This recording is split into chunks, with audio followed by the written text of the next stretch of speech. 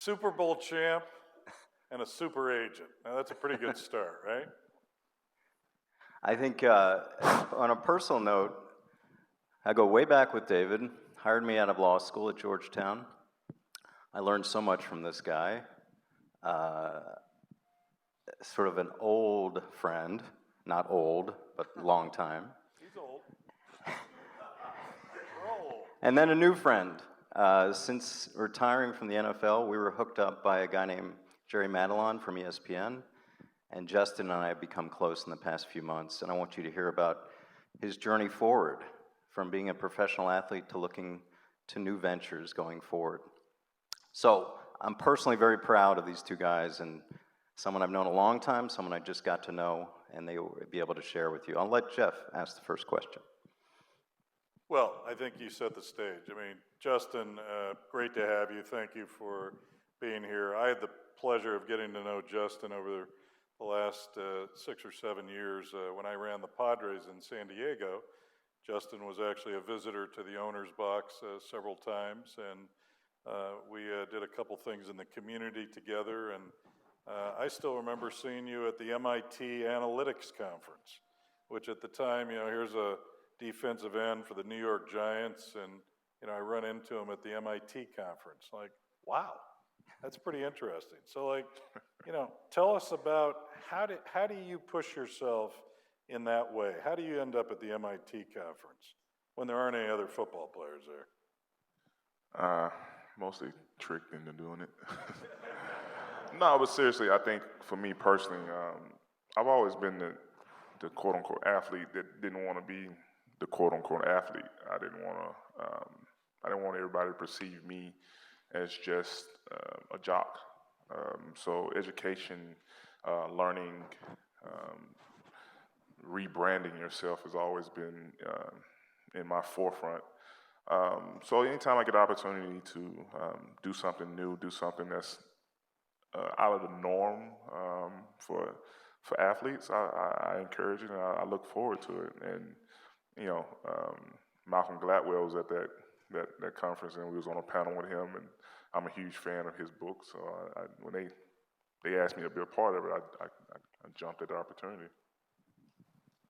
Yeah, can I follow up with it? When you say you don't want to be known as a jock, what things can you do, because you know how people stereotype, beyond an MIT conference, and some of the things you're doing now to sort of separate from that world? Well, I think honestly, man, unfortunately, in any light, in anything you do, people try to make judgments of you based off of other experiences with so and so forth, people in your same state.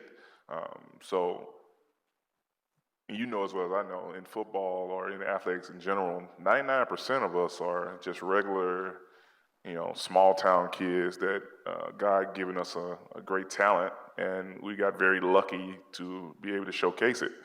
That doesn't change when you start, getting the limelight, making a lot of money, whatever it may be. We're still those small town kids that grew up, trying to hit the last second with an invisible defender in front of us, last second shot with an invisible kid in front of us. So I think for me, in order to kind of stand apart or stand differently than the norm, it all comes down to just how people perceive you. And it's tough because no matter how much hard work you do, one mistake can kind of ruin all that, or one bad, judgmental thing can ruin all that. So I mean, it's tough. You just have to, be you, be who you are, and don't be ashamed of that. And I think people can see, what your intentions are. Sometimes they don't come across like you want them to. Especially in my line of work, you got to deal with the media, and you can say one thing and it gets portrayed one way or the other, whatever it may be. But in the end of the day, you have to be you. You have to know what you want and try to figure out ways of getting that across.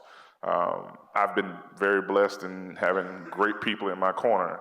throughout my entire career, whether that was in college. I obviously got drafted to the greatest football team to ever play the sport. I know that's not going to go well down here. You gotta figure out where you are here. In Philadelphia, but yeah, I was blessed in a lot of ways, and you know, a lot of that doesn't have anything to do with me. It just has to do with timing and being able to be placed in those spots. And David, you represented players 40 years now. You've seen players come and go. When you listen to Justin about creating an image beyond the jock, about creating a power within, what do you think of? Well, first of all, I really admire what he's trying to do. I think when you think of athletes and how difficult it is to reach the level of success that Justin's reached, so you're talking about a handful. You go to college, there's 100 guys on the team or more at most schools, except maybe the Southeast.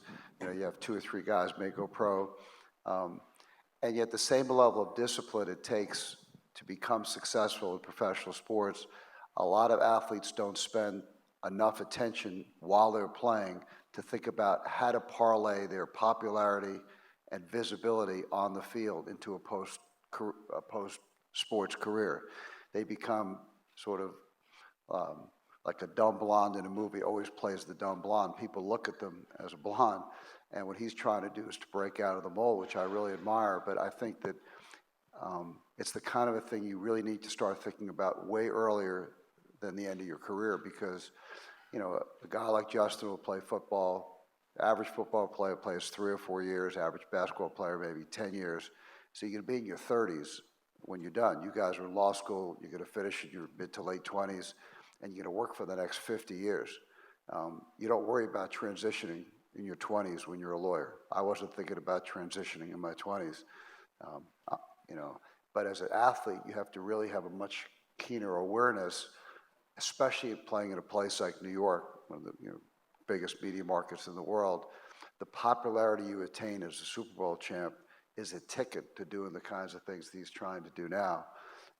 And it's just so difficult as a manager of players to try to get your clients to focus on sort of life after sports while they're really at the top of their careers, and they can translate their popularity into opportunities. David,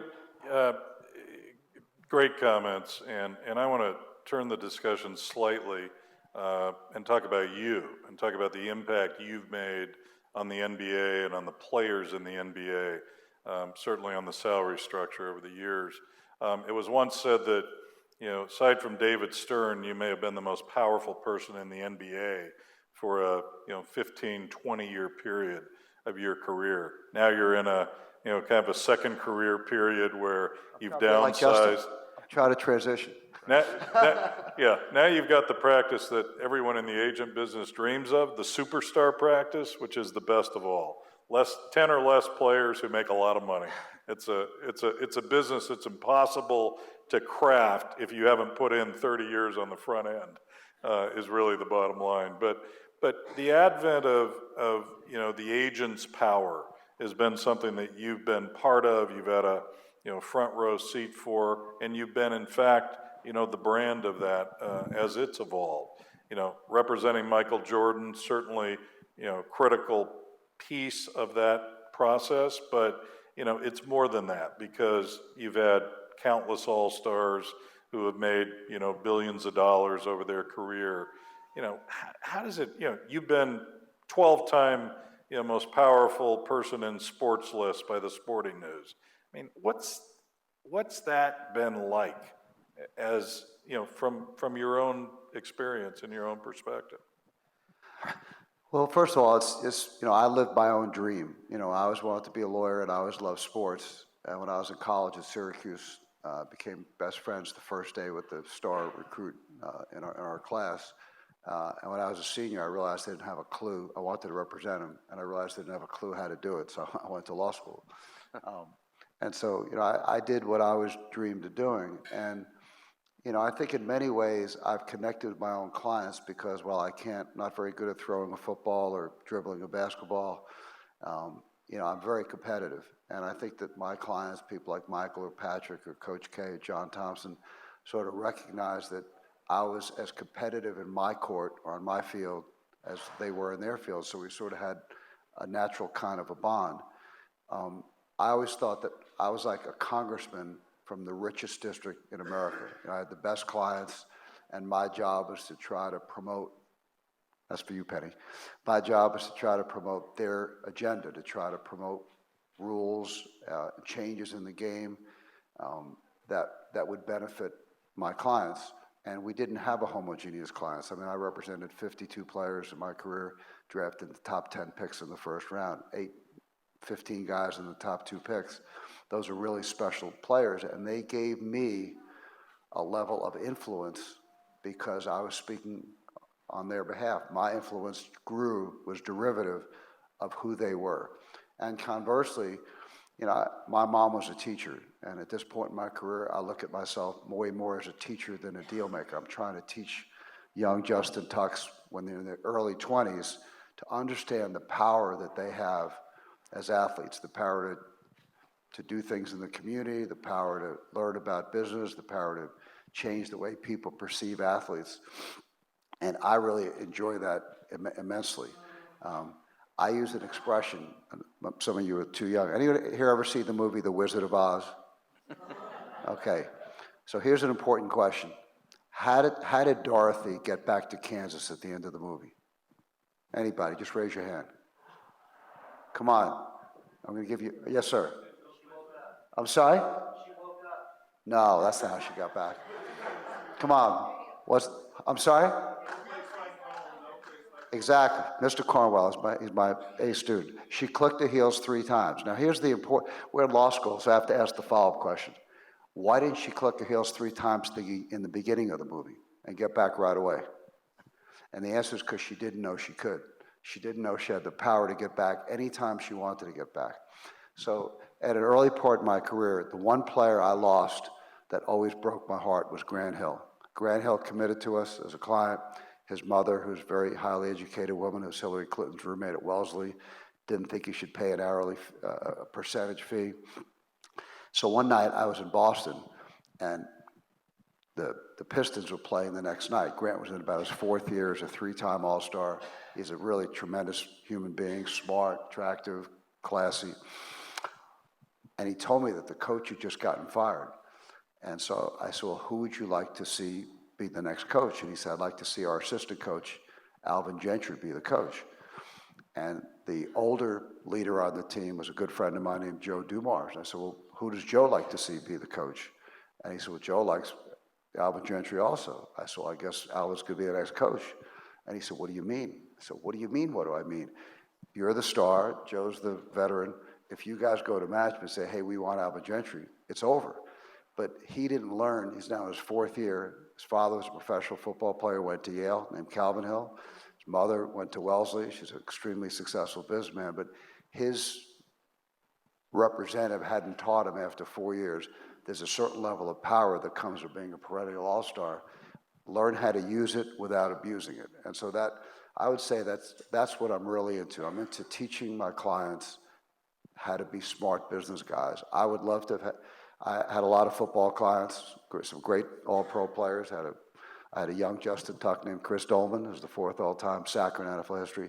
And I take great pride in trying to do something more for my clients than just make them a lot of money, which is something I'm good at.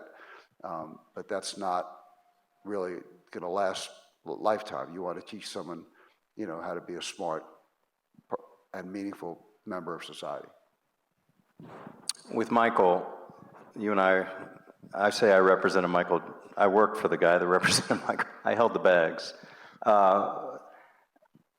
With leverage with Michael Jordan, how much did you use it? Do you use it? Do you ever feel like you abuse it to help other clients, to help other situations? It's kind of a tricky battle, right, with someone of that caliber and how much you leverage his name.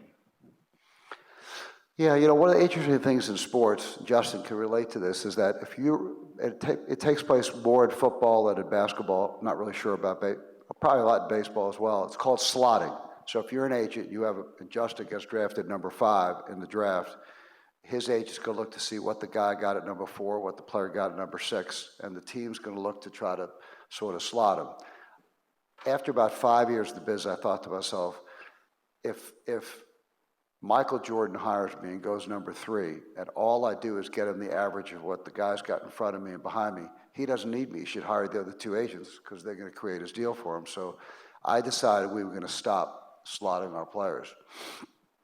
And I developed, because I had so many number 1 picks, I developed what I came to call my own Fame, I was named my company, Fame Mini Market. And I would tell the GMs, like, I don't care what the guy got at number 5 unless he's my client. If he's my client, you could hold me to my own deal. And so, of course, I came to realize that when Michael Jordan came into the league in 1984, I had a player 2 years in front of him named James Worthy, who was way better than he was in college. He was the number 1 pick in the draft. Mike was number 3. And before him was Phil Ford, who was the National Player of the Year from Carolina, number 2. And after him was Patrick Ewing. And so I felt that I had expression sort of like in football, the horses pull the ponies. You know, a great running back doesn't hit the hole unless a lineman opens up the hole for him. You know, very few guys could do it by themselves. And I realized that there were times where the veterans, the success the veterans have, would create leverage for the younger players. Over time, I learned that as the system changed, we inverted the market and we made the rookies make more money than the veterans, because in 1985, we represented Patrick Ewing. It was the first year the NBA put the draft lottery in. I majored in economics in college, and I realized that when you take the chances of the number 1 team there were 2 teams with the worst record for the history of the NBA would flip a coin to see who got the number 1 pick. So you had some very famous coin flips. If you want to be, this isn't fantasy, this is reality. 1969, the Milwaukee Bucks flipped with the Phoenix Suns. The Phoenix Suns lost and got Neil Walk. The Bucks won and got Kareem Abdul-Jabbar. The Well Center. 10 years later, the Bulls had a flip with the Lakers. The Bulls lost and drafted David Greenwood. The Lakers won and drafted Magic Johnson. So in 1985, the league changed the rules. And instead of the 2 worst teams flipping, the 7 teams that didn't make the playoffs went into a lottery. Now, you'll hear a lot about this more in fantasy sports and gambling. The minute you do that, you're changing the odds of 50-50 of getting the number 1 pick to 1 out of 7, which is 14%. So when Patrick was a rookie, we signed him to a deal 1 year after Magic Johnson signed $25 million for 25 years. We signed Patrick for $32 million for 10 years, which is 50% higher than the highest paid veteran, which is Kareem, had ever made in the league. 4 years later, we did the same thing again with Danny Ferry. It's because the chances of a team getting a player who could change the fortunes of their team overnight, a LeBron, a player of that caliber, and Anthony Davis, are so rare, but it's going to happen once every 10 years, that the rookies actually came to have more leverage than the veterans. So I think your job, I always thought my job, and I recommend a great book if you haven't read it, it's called The Road Ahead by Bill Gates. I always thought my job was, as a lawyer, you're trained to look at precedent. You know, you get to law school day 1, and you learn about Hadley versus Baxendale, which happened in 1789. 100 years from now, a first-year law student at Villanova is going to learn about Hadley versus Baxendale. As an entrepreneur, my job is to try to see where the business is going 5 years down the road, and to not make a 25-year, $25 million deal for a superstar like Magic Johnson, which is probably the worst contract in the history of the NBA, because the poor guy never made what he deserved to make. He was locked into a long deal when the market was exploding. And so, just like a player has to learn how to use their power, when I represented Michael, I was 33 years old. I was pretty cocky. It took me about 2 years to realize that I was just lucky to be on Jordan's team, you know, whether I was number 2 guy, the number 15 guy. And he helped me with that because he's a very modest guy off the court. But you have to learn how to use your power and use your leverage, dealing with GMs, companies. You have to be aggressive, but you have to. And so I would say, if I could summarize it, that in every negotiation, I think there's a level of fairness. As an agent, your job is to be at the top of the scale, And as a management person, your job is to be at the bottom of the scale. But if you ever get outside the scale, as Andrew was alluding to the last panel, then you really have a problem because you're losing the goodwill you need to continue to deal effectively with these people. Justin, you come out of Notre Dame, you hire an agent. I assume that's your indoctrination into the business of football. What was that business like over your career? A lot of great playing memories, obviously a lot of success, but what was the business like? You know, what was it like hiring an agent as a 22-year-old kid? What was it like going through contract negotiations, ultimately free agency, when you left the Giants and went to the Raiders? Give us a sense of that part of your career.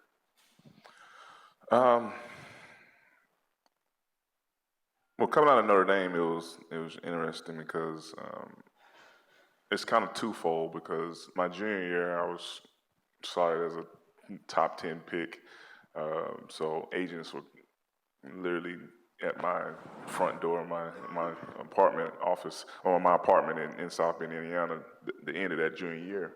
A lot of people thought I was going to come out early that year. One of the best things that probably happened to me was I blew my ACL out the last game in my junior year because I had mentally already decided to forego my senior year and come out, which would have been a very stupid thing. So I blow my ACL out, rehab it, and off the strength of everybody telling me, yo, you're going to be a top 10 pick, I come back a little early, which wasn't smart. Developed tendonitis in my knee, blah, blah, blah, blah, blah, blah. So my senior year, have a very subdued senior year. Only had like 7 sacks, didn't play in the bowl game. A lot of red flags go up about my knee. And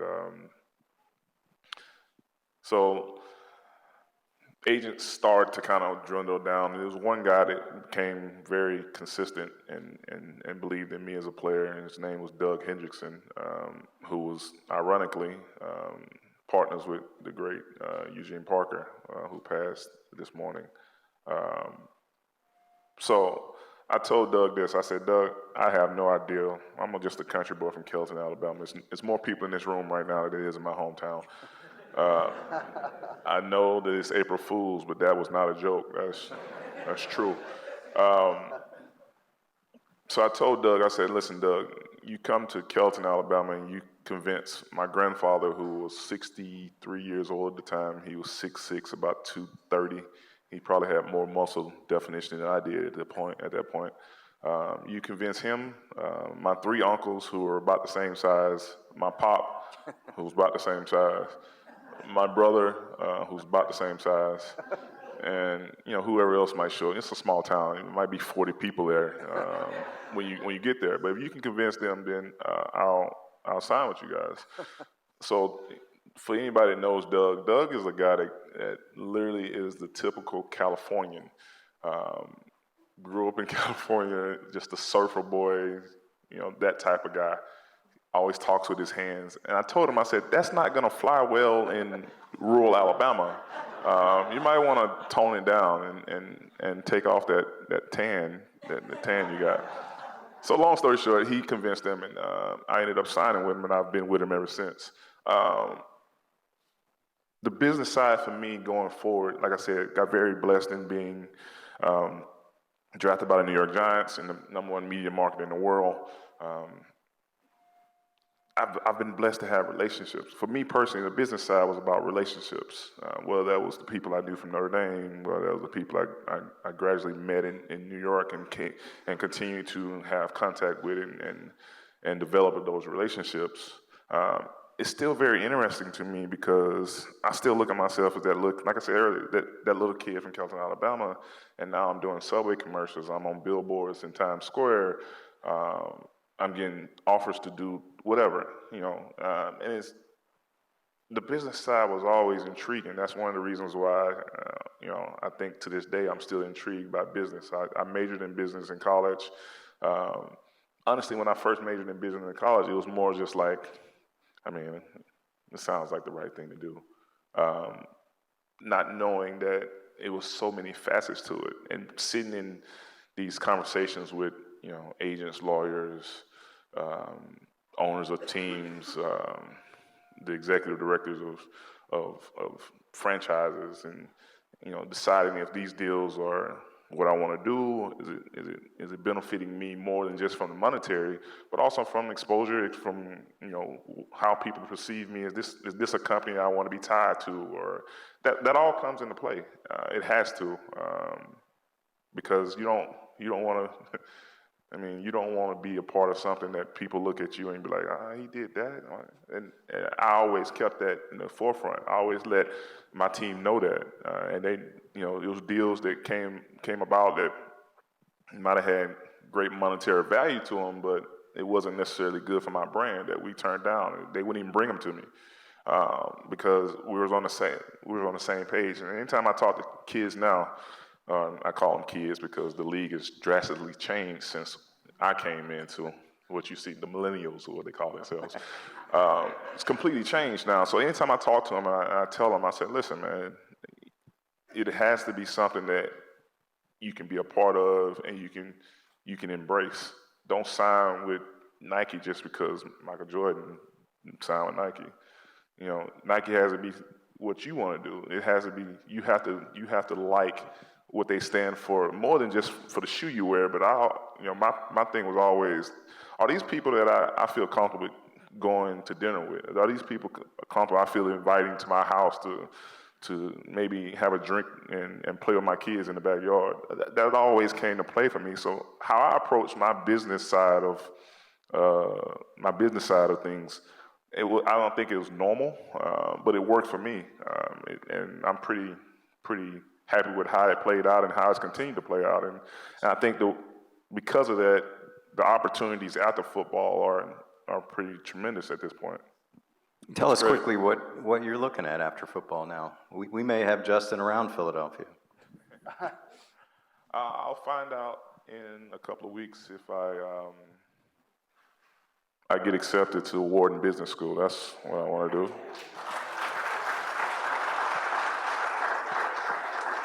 Andrew has given me a lot of guidance in that direction. But like you said earlier about teaching the young kids, you have to have a vision of what you want to do before it's time to do that.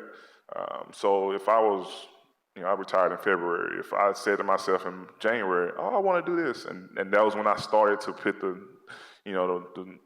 acts in motion, then I'm way behind the 8 ball. But luckily for me, again, that word luck comes up. The thing of the Irish, luck. I got drafted in New York. It was this guy named Michael Strahan who was right in front of me, and I just watched him.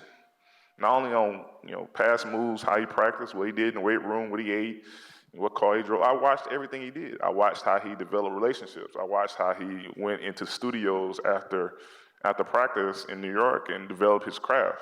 And obviously, you know what he's doing now. So I mean, that was for me, the early age in this league, I learned that you have to put these acts in motion, and I've done that. I went and worked with private equity companies in New York City in 2008 when no one knew that.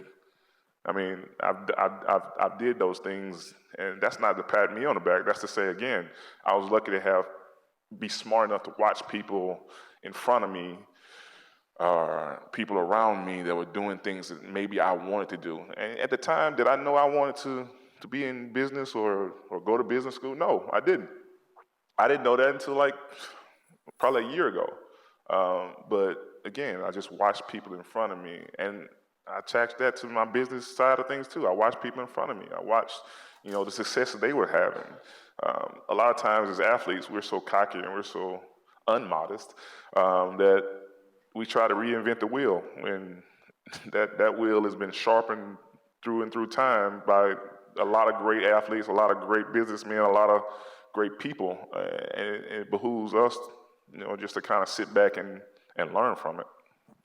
Yeah, I gotta take 2 minutes to tell a great story that involves Andrew and Jeff that Justin's story about hiring his agent reminded me of. So in 1986, Andrew and I got invited out to Columbus, Ohio to meet Mike Tomczak, who was a quarterback, and Jim Lachey, your client, who's an all-pro lineman for the Redskins. And they had a screening committee of 8 local businessmen, headed by a guy named Stan Glick, who was owned some furniture stores. So we made and they had some of the top groups in the country. They had IMG, Lee Steinberg and Jeff, and it was great competition. So we made our presentation, and Stan says to me, David, look, you got great qualifications, you got great clients, but like, these guys are farm boys, sort of like your Alabama story, from a small town in Ohio, and you got to really tone it down, or you're going to lose these guys. I said, look, I'm a very passionate advocate. I'm not a California surfer kind of guy. Not Lee Steinberg, who's a really good friend of mine. This is just the way I am. And he said, well, I respect that, but like, my strong advice is tone it back. So Andrew and I went into the meeting, and I did my best to tone myself back, which is not very easy for me. And about a week goes by, and Stan called me back and said, both guys really liked you. Competition was great, and they both picked Jeff and Lee. And I said, well, those are really good people, good friends of mine. It's hard, don't like losing, but I don't mind losing to someone I really respect. What do you think we could have done better in the meeting? And Stan said, well, both guys thought you were a little too low-key. So the reason I tell the story, which Justin sort of reminded me of, is because I think you have to always be yourself. This is not like Hollywood where you're acting. This is the way I am. When I meet players, I act exactly like I'm acting now. I don't try to put on a show. I don't try to be low-key. I don't try to be like a surfer dude. I don't try to be a hip-hop guy. I'm an old guy. I've been doing this way. It's worked for me pretty well. And I think it's really important for you as you get into business, decide, like he's trying to decide who do you want to be, and just be yourself. That's always going to work the best, gives you the most credibility.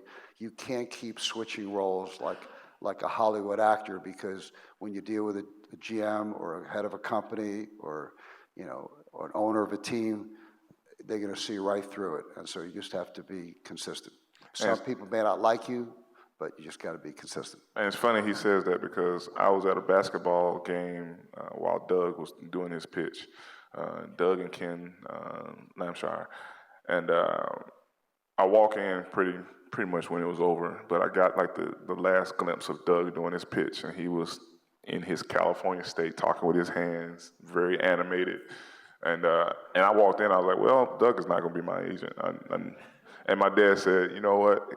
After Doug left, he said, you know what, I like him because he's the only one that came in and it felt like it was real. It was the real Doug. So I piggyback your story to say, yeah, be yourself. If that's not good enough, then it wasn't meant to be. I remember a quick story with David. One thing I'll never forget is we're negotiating, I don't even know what player, with some owner, and we were not getting anywhere in the negotiation. So David says, well, if we don't get what we want, I think Michael will be sick the time the Bulls play your team. And I said, David, can I talk to you a second? I said, what? You're going to hold Michael out? Is he going to be sick? No, of course not. Are you going to do this? No, of course not. I could never do it. But David did it. We go back in, we have a deal. Scared him into thinking the one date they sell out every year, Michael Jordan, wouldn't come. He did it. I couldn't do it. He did it. I'll tell you something interesting. When I was very young, like my mentor in sports is a guy named John Thompson. He's my hero in life. I love the man. I've been his manager for 35 years, but I probably learned way more from him than any man I've ever met in my life, including my own father. And when I was young and we first got to know each other, he called me in one day and he said, son, I think you have a problem. And I got really nervous. John's a very forceful individual. And I said, what's that? And he said, do you want people to like you?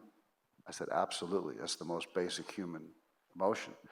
He said, get out of the business. He said, when you walk in the door and you ask a rich white owner to pay $100 million for a hip-hop guy like Allen Iverson, that guy's going to hate your guts. If that bothers you, quit the business.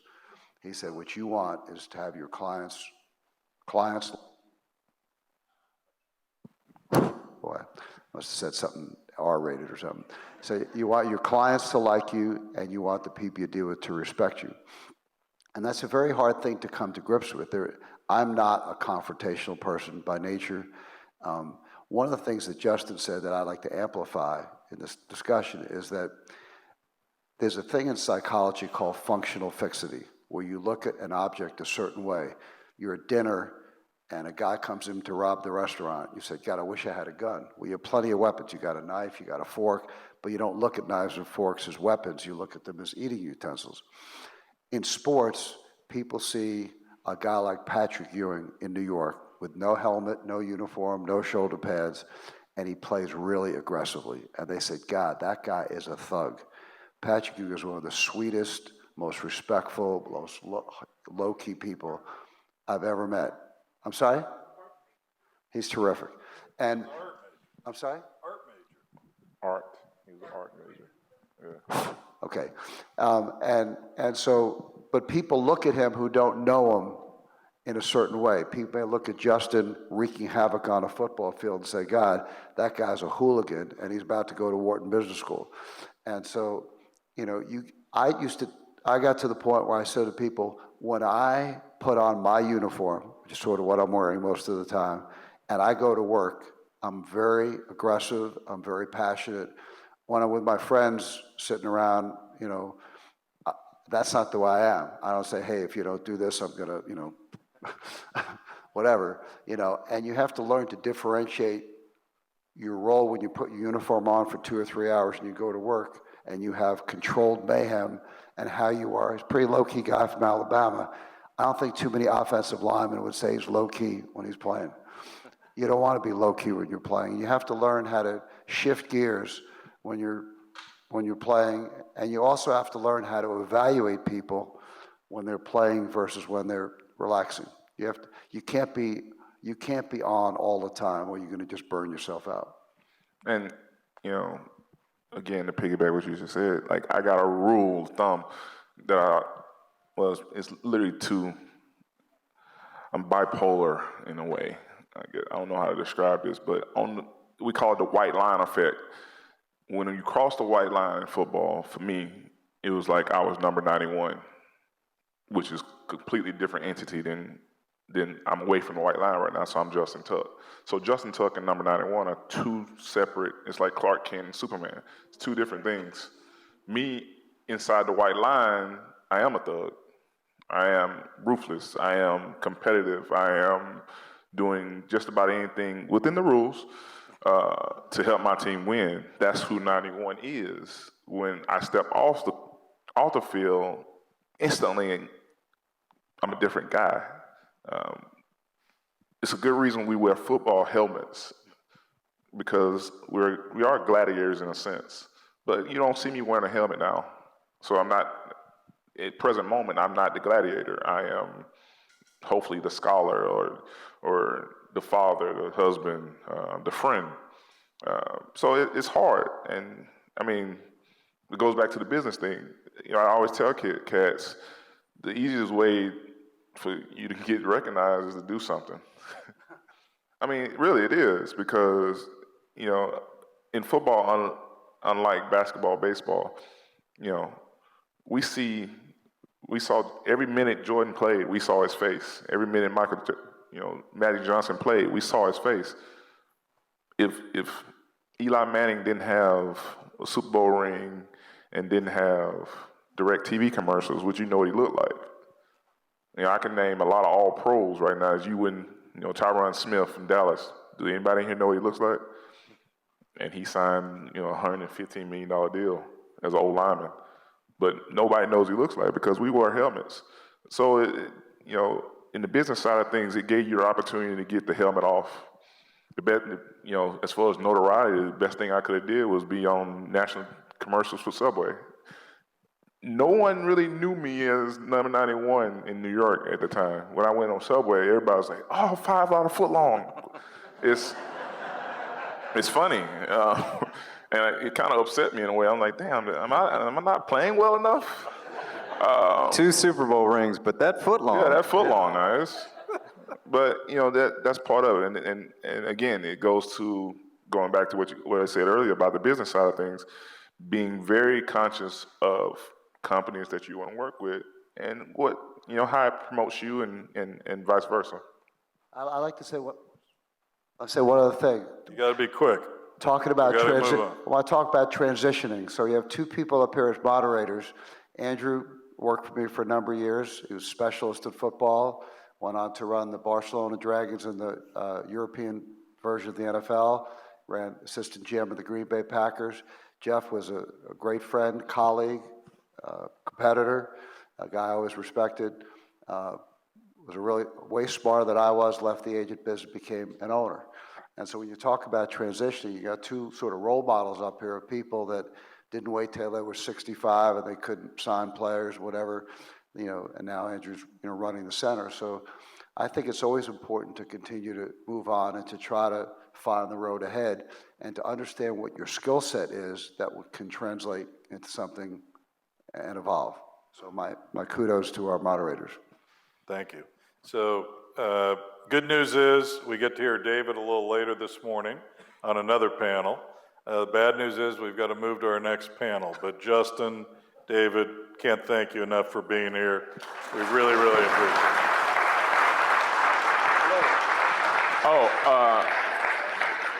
it. Since we are here, I can say my bracket is absolutely tore to shreds, but I did have Villanova winning it. in one of the 10 brackets I did, but I did have them winning in one of them. Thank you. Thank you.